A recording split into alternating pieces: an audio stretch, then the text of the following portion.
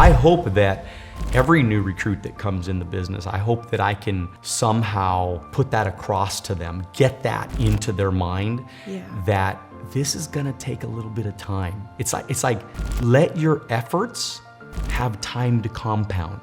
Give yourself time to win. Give yourself time to succeed. Thanks for sitting with me. I want to pick your brain a little bit, okay? So, I love it.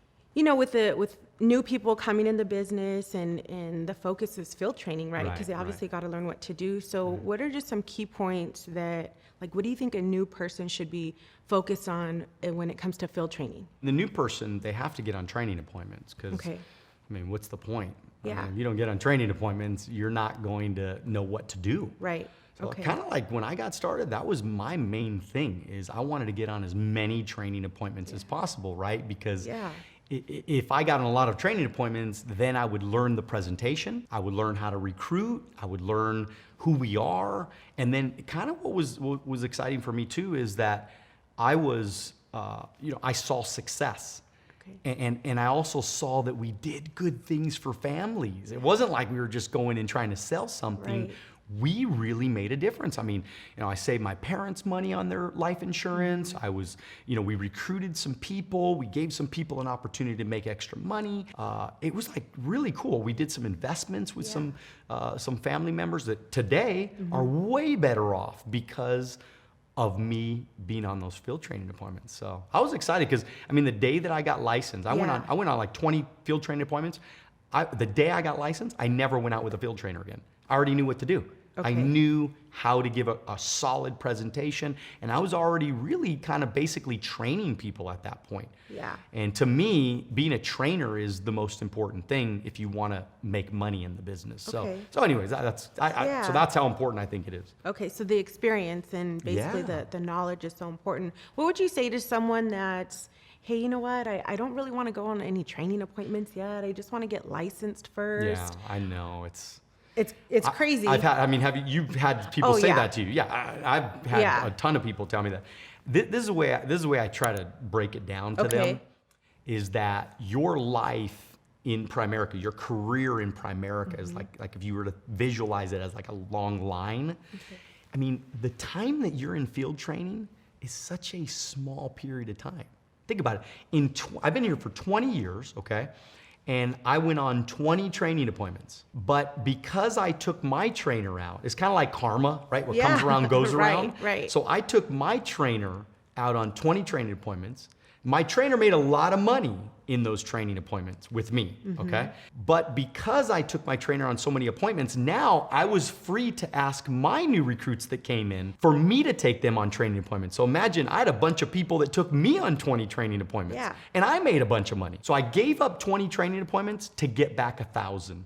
Oh, I totally agree. Does that make sense to you? We went on 17 training appointments, and it was, to be honest, I just didn't want to rely on somebody having to go with me. So that was really the reason why. It's just you want to be able to go on your own and teach other people. So how did that? Let me ask you this though. How did it prepare you? Like, how do you think it really prepared you? I mean, it was great because we had great trainers, by the way, and we're so grateful for them because we seen a lot. We seen the person that doesn't believe that they need what we offer. So it's kind of like you saw every objection and you kind of figured out how to overcome them, right? And they're saying, oh, I have it through, I have it through work or all these different objections. And really, this is a people business that you come to learn. In the beginning, you don't really know yet. But once you start going on these appointments, it's really how to get the person to trust you and believe in what we do. Because ultimately, when they sit down with you, it's you. They are trusting you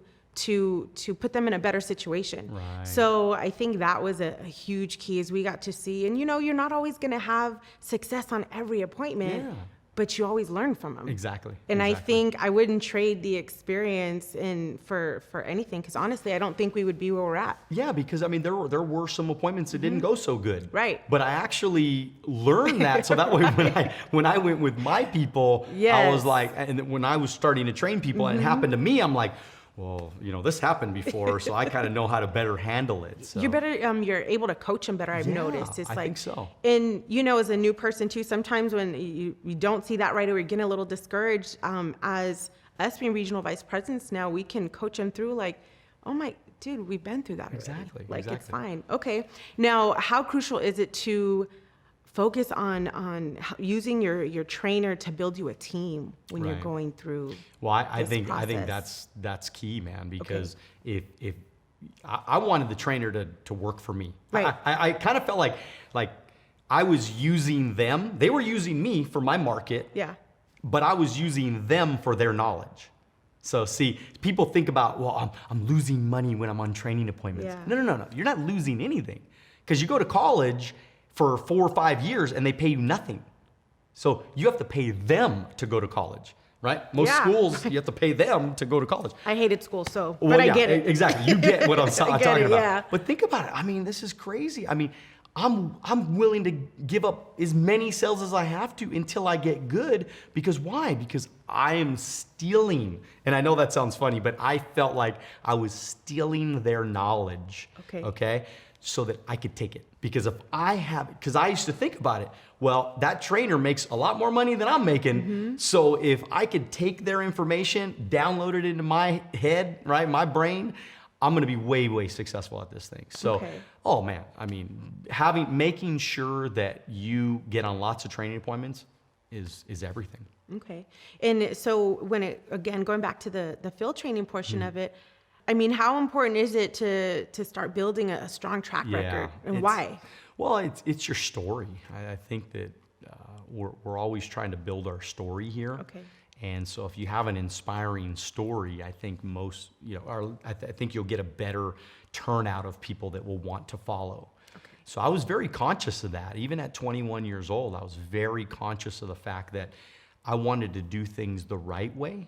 I wanted to follow their system. And they said, hey man, you got to recruit people. You got to build a team. You got to grow the organization. You got to start building distribution. You got to get licensed. You got to, all those things. And I was like, okay, I'm going to go do it. And I'm going to do exactly what they tell me to do. And because I wanted a strong story. So that way later on, when I was training those new people, I could tell them about me. Like, hey, I went on all these training appointments. I got trained. I knew what to do. I learned the business. I made money. I was excited. You know what I mean? And so, I don't know, like, what do you think about that? I mean, I think that's so important, because I'm a firm believer is you can't ask for something if you haven't done it yet, you know? And so we were when we joined the business, initially I joined first, and Johnny was a little resistant about joining, but what I knew is whatever happened, I wanted to know that I did it right in the beginning, and I wanted to learn the right way. And I think sometimes, if you try and take shortcuts, it doesn't make any sense. It doesn't work out, because people are trying to find an easier, quicker way. But an easier, quicker way is not always the right way. Exactly. And I always kind of think, if something's hard to do, it's probably the right way to do it. If it's a little bit harder, you know what I mean? It's probably the right way to do it, because things take time. I mean, come on. I mean, it takes a long time to be successful at anything in life. Nothing is overnight. It takes persistence and courage and determination and passion. It takes that to be successful at anything. So shoot, I mean, I kind of embrace that. And I hope that every new recruit that comes in the business, I hope that I can somehow put that across to them, get that into their mind, that this is gonna take a little bit of time. It's like let your efforts have time to compound. Give yourself time to win. Give yourself time to succeed. Now, again, doesn't mean you want to take the slow path, you know what I mean, to the top. But I'm saying that don't get so overwhelmed that you get blown out. Okay. So it's like, go on a lot of appointments, get mentally tough, try your best, do all that you can do. But look, I went on 20 training appointments. Doesn't mean that if you don't go on 20 training appointments, you're not going to be successful. It was a little bit of a faster way for me, but it doesn't mean it's the only way to do it. I mean, there are people in the business, I'm sure today, that they went on 2 training appointments and they became successful. So yes, it's important to get off to a fast start, but for whatever reason, don't give up. Whatever happens to you on your journey, because everybody's journey is different, but whatever happens to you, just don't give up. Keep trying, keep going for it. You know, the cool thing about Primerica is you get to start over every day. You know, there's people who've been around a long time in Primerica, and maybe today they say, this is my day. This, you know, maybe there's a new recruit that's been around for a little while. This is my day. Today, I'm watching this video right now. Today is my day that I'm gonna begin again. I'm gonna start over, and I'm gonna give it everything I have today, starting right now. From day one, yes, I should have done this, I should have done this, I should have done this. It's taken me a little bit longer, but so what? So what? It's okay. Just keep going. So if you could go back, if you could go back in time to when you first started, is there anything that you would do a little bit differently when it comes to, you know, the field training process and from the beginning? I think I would have recruited more. I think that would have been, I think I would have licensed more. I would have been more focused on licensing and recruiting. Okay. Because recruiting and licensing builds distribution. And if you're not recruiting and licensing people, because look, there's some trainers that they'll go on appointments and they'll write a bunch of sales, but they won't recruit anybody. You gotta make sure you're recruiting and selling. It's kind of like if you're rowing a boat and you just use one oar. If you just use one oar, well, what are you gonna do? You're gonna go in circles, right? And you're gonna get tired. And you're gonna get tired. And then if you do the other one, you're gonna go the other way, and you're just gonna go in circles. Right. But if you recruit and train, recruit and train, recruit and train, to me, that's a very healthy and, you know, way to kind of get this thing moving in the right direction. And then if you're focused on making sure you get them licensed, that's what allows you to duplicate the process. So I always thought a lot about duplication because I wanted to build a business that ran with or without me. So if I'm there, I want it doing well. If I'm not there, I want it doing well. So duplication is critical as well. Well, let's say, how many appointments do you think a new person ideal should go on to get the experience, to get the knowledge so that they're able to have that confidence when they're on their own?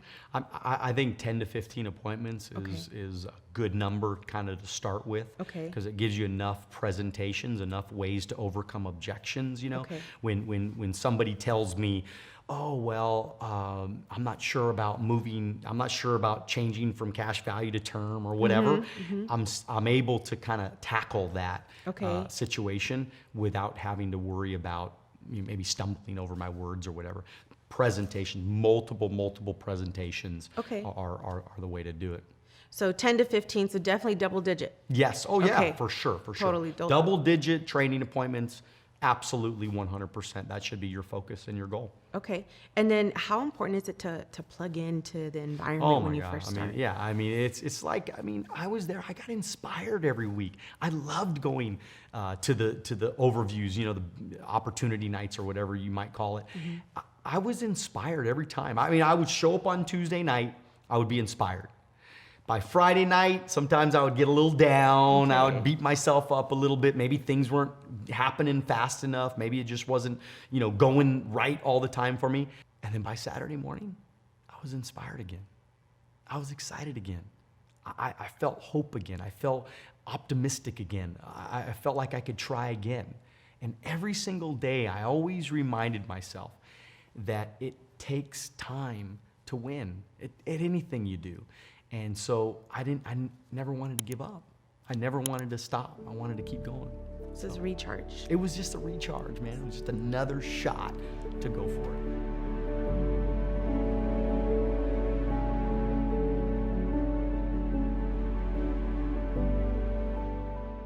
If you like this video and you want to watch another one, click right here.